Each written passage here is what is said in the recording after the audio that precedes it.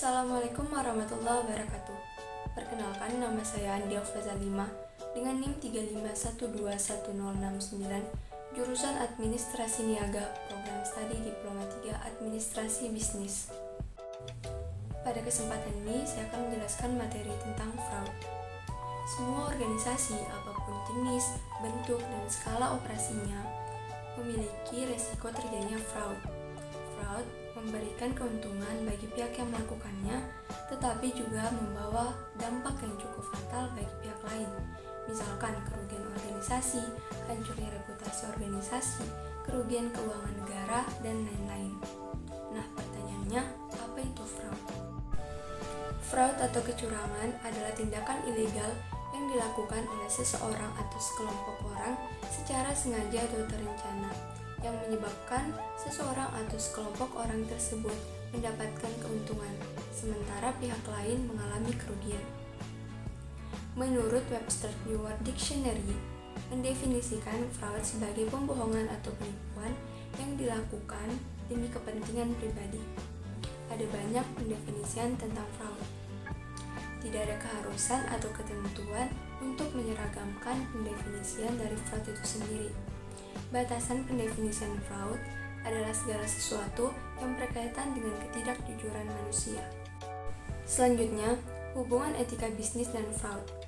Etika bisnis adalah ilmu yang mempelajari tentang perilaku jujur, benar, dan adil dalam menjalankan bisnis. Sementara fraud adalah tindakan yang menyimpang dari etika bisnis. Jika seseorang melakukan tindakan yang melanggar etika bisnis, maka ia akan mendapatkan sanksi. Jadi, ketika kita melakukan fraud, maka kita telah melanggar etika bisnis, dan risiko yang akan didapatkan adalah sanksi hukum atas perbuatan yang telah dilakukan. Selanjutnya adalah jenis kecurangan. Ada 3 jenis kecurangan. Yang pertama adalah penggelapan aset, yang kedua adalah penipuan keuangan, dan yang ketiga adalah korupsi. Selanjutnya, kerugian akibat fraud berdasarkan posisi. Yang pertama adalah manajer dan karyawan, yang kedua adalah manajer, dan yang ketiga adalah karyawan. Selanjutnya adalah segitiga kecurangan, yang terdiri dari tekanan, kesempatan, dan perilaku seseorang.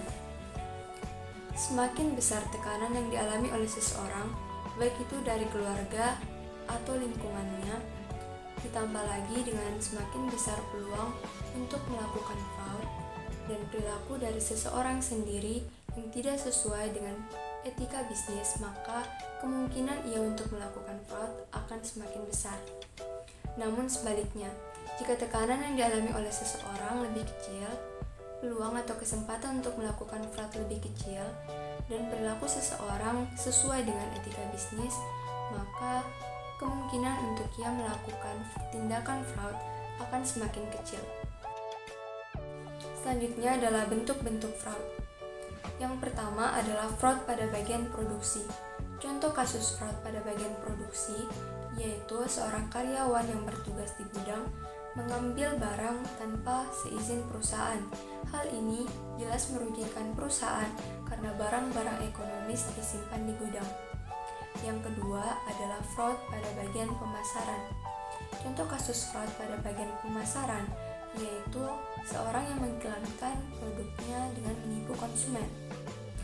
Ia mengatakan bahwa produknya 100% padu asli, padahal 50-70% dari kandungan produknya hanyalah glukosa. Yang ketiga, fraud pada bagian keuangan. Contoh kasus fraud pada bagian keuangan yaitu memanipulasi data laporan keuangan untuk tujuan-tujuan tertentu dan melaporkan transaksi pembelian aset lebih awal dari sebelumnya. Yang keempat, fraud pada bagian SDM atau sumber daya manusia. Contoh fraud pada bagian SDM atau sumber daya manusia yaitu seorang manajer merekrut karyawan bukan karena skillnya, melainkan karena sogokan atau karena hubungan keluarga. Selanjutnya adalah aturan hukum kejahatan fraud. Salah satu undang-undang yang mengatur tentang kejahatan fraud adalah Undang-Undang Nomor 25 Tahun 2003 tentang perubahan atas Undang-Undang Nomor 15 Tahun 2002 tentang Tindak Pidana Pencucian Uang, Pasal 2 Ayat 1 huruf Q. Selanjutnya adalah cara pencegahan fraud. Yang pertama adalah memiliki sistem pengendalian yang baik.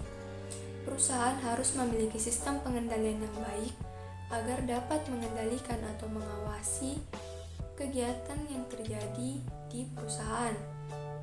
Yang kedua adalah pelatihan dan pendidikan.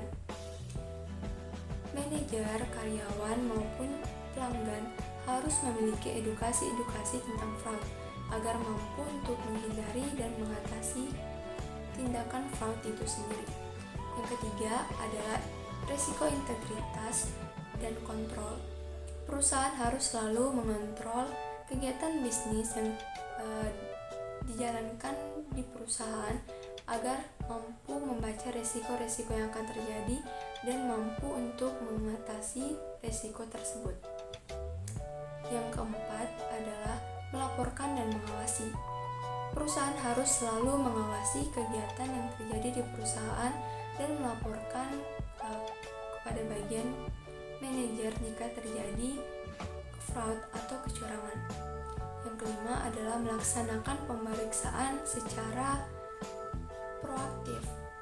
Pemeriksaan harus selalu dilaksanakan secara proaktif untuk menghindari terjadinya fraud. Yang keempat adalah melaporkan dan mengawasi. Jika seorang karyawan mengetahui bahwa terjadi fraud di dalam perusahaan tersebut, maka karyawan tersebut harus segera melaporkan kejadian tersebut kepada atasan. Yang kelima adalah melaksanakan pemeriksaan secara proaktif. Pemeriksaan harus dilakukan secara proaktif untuk dapat mengidentifikasi peluang terjadinya fraud agar dapat segera dihindari atau diatasi. Selanjutnya adalah cara untuk mengatasi fraud. Ada 3 tindakan yang dapat dilakukan untuk mengatasi fraud, yaitu tindakan preventif, tindakan identifikasi, dan tindakan investigasi.